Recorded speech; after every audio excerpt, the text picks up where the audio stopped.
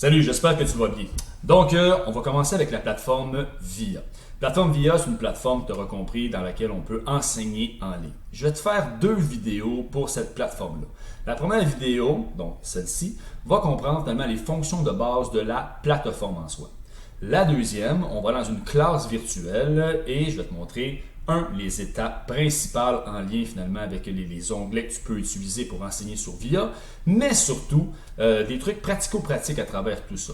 Il faut comprendre ici que ce n'est pas une formation sur comment utiliser dans le moindre détail l'application et la plateforme. Il y a 1 million de tutoriels qui existent sur YouTube à travers ça. Je pourrais te mettre les liens sur Moodle directement et tu pourras t'informer à ce sujet-là.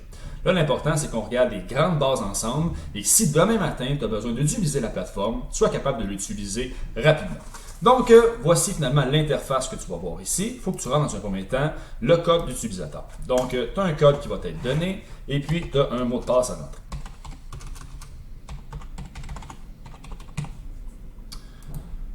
Voilà. Il faut savoir également aussi dans un premier temps que VIA est une plateforme pour moi que je trouve exceptionnelle. Je trouve que ça va très bien enseigner avec cette plateforme-là.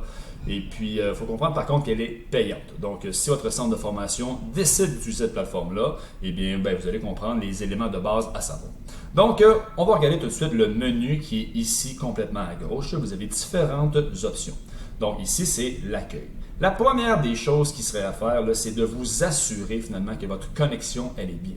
Pour vous, en tant qu'enseignant, mais également aussi pour les élèves qui vont se présenter sur la plateforme.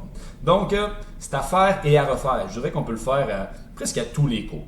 Donc, on peut passer ici à l'accueil sur Refaire l'assistant de configuration ou on peut aller dans Ma configuration qui se retrouve ici. Et là, on va accéder à l'assistant de configuration. Donc, pour avoir enseigné quand même à quelques groupes à travers ça, je vous dirais que ça, c'est un des problèmes que les élèves ont. Donc, ils n'ont pas la bonne connexion, ils n'ont pas assez de vitesse. Donc, c'est important dans un premier temps, le premier cours, le deuxième cours, le troisième cours, de regarder si la connexion. Là, vous voyez, finalement, il est en train de rouler. On fait le test ensemble et on va voir si la connexion, elle est bonne. Donc, ça prend évidemment un peu de temps au début, mais rapidement, on va comprendre que tout est correct. Là, on va vérifier finalement si la sortie audio elle est bonne, si le microphone est bon, si la caméra web fonctionne, ainsi que les résultats. Donc, ça s'en vient. Donc, on voit que la connexion serveur, c'est bien. La connexion serveur de partage écran, elle est bien également aussi. La vitesse de réception, plus de 10 MB, elle est bien. Et puis, on va voir la vitesse d'émission. Ce qui est bien également aussi de mentionner à vos élèves, vos apprenants, c'est toujours mieux de se connecter sur un câble, un fil bleu là, que vous pluguez en arrière de votre ordinateur au lieu de le faire sur le Wi-Fi. Donc, ça peut fonctionner évidemment sur le Wi-Fi, mais on a tout le temps un meilleur réseau finalement quand on est directement connecté. Donc, on voit ici finalement que tout fonctionne bien. Donc, mon cours va bien aller. Parce qu'il n'y a rien de pire que commencer son cours, sa formation, et qu'on ait des bugs finalement, avec le son, avec le micro ou avec la vitesse de connexion. Donc, revenons finalement à notre accueil. Donc, on voit ici, comme je vous l'ai mentionné, qu'on peut le faire avec l'assistant de configuration ici, et on peut le faire dans ma configuration. Un avantage qu'il y a avec VIA, c'est que l'assistance technique sont très efficaces. Okay? Donc, on a le support ici de l'assistance technique et je vous dirais que ça ici sont vraiment là à l'affût. On les appelle la journée même. Au pire, le lendemain, ils vont régler la problématique. Donc, allons dans nos activités. On voit ici qu'on a des activités, semaine du 9 au 15 août, donc c'est cette semaine qui s'en vient.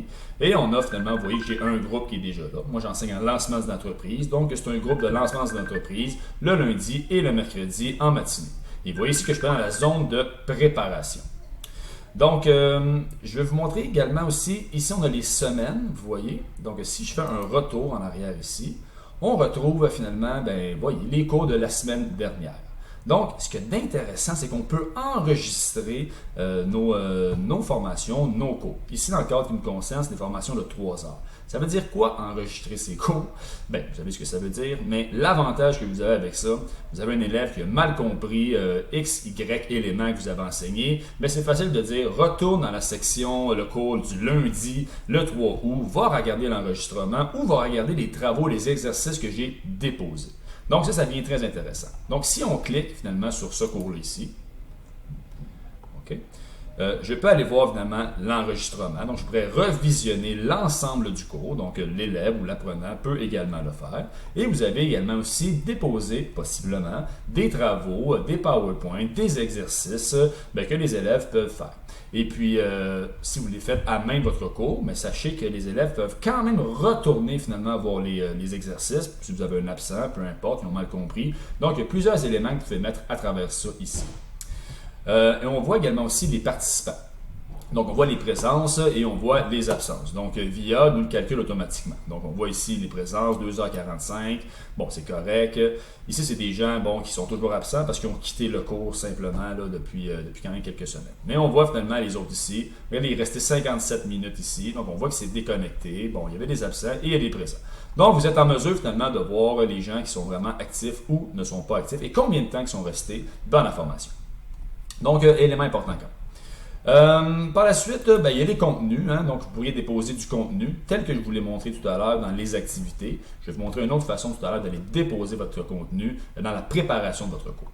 Il y a possibilité d'envoyer des messages. Donc, on n'est pas obligé de passer directement vers le courriel. On pourrait faire un nouveau message ici et je pourrais écrire à un élève ou à l'ensemble du groupe également ici, à même la plateforme VIA. Donc, je n'ai pas besoin d'utiliser Messenger ou bien un courriel, peu importe. Je peux utiliser VIA, ça fonctionne avec ça aussi. Bon, vous avez votre profil, votre configuration, vous pouvez mettre une photo ici. Bon, ça c'est le blablabla technique. Et comme je vous l'ai mentionné, la configuration.